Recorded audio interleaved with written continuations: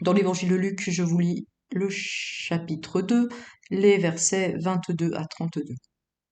Quand la période de leur purification prit fin, conformément à la loi de Moïse, Joseph et Marie l'amenèrent à Jérusalem pour le présenter au Seigneur.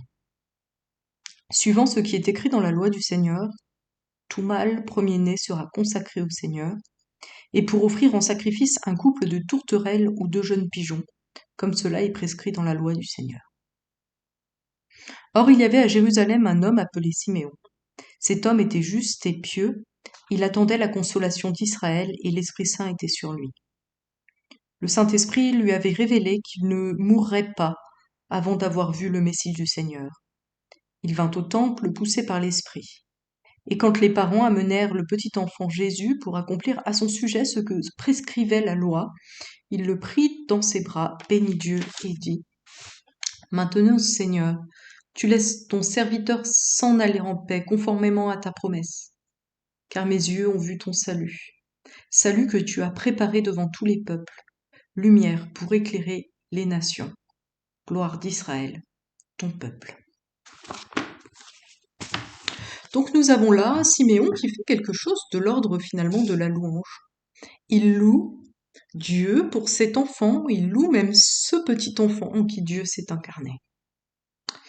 Et ce qui est marquant chez ce Siméon et qui peut nous encourager à louer Dieu, c'est le fait qu'il a les yeux tournés vers Dieu, en tout premier et en permanence. On nous dit qu'il attendait la consolation d'Israël.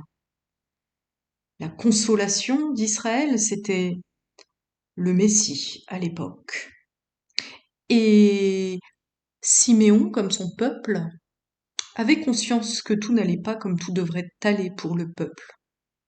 L'occupation par les Romains, des problèmes de toutes sortes, des problèmes personnels aussi, des problèmes de société.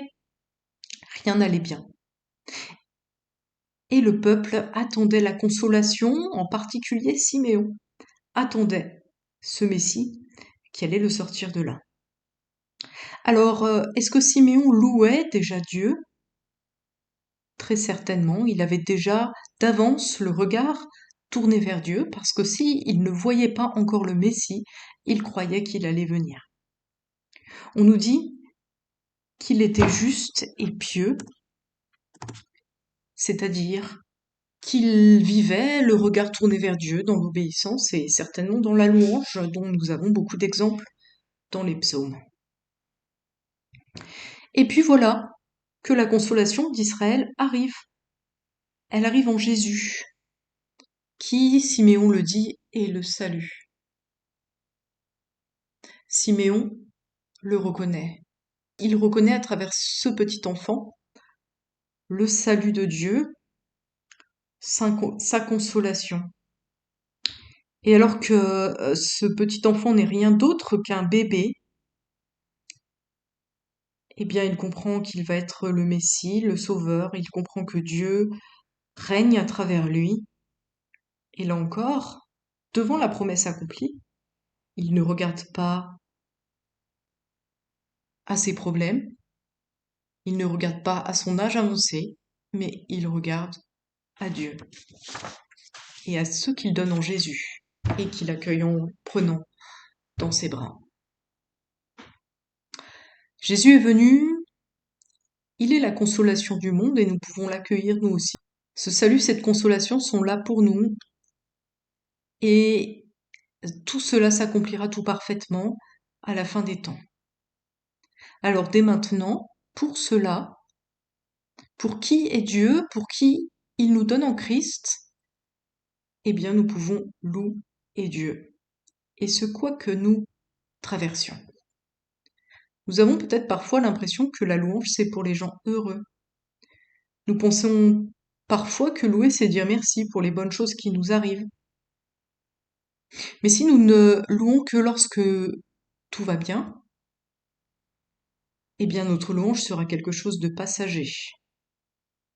Et quand des difficultés adviendront, eh ben nous ne serons pas capables de louer. Alors pensons à Siméon, qui a loué alors qu'il ne voyait encore rien, et qu'il a loué alors qu'il ne voyait rien d'autre qu'un petit enfant.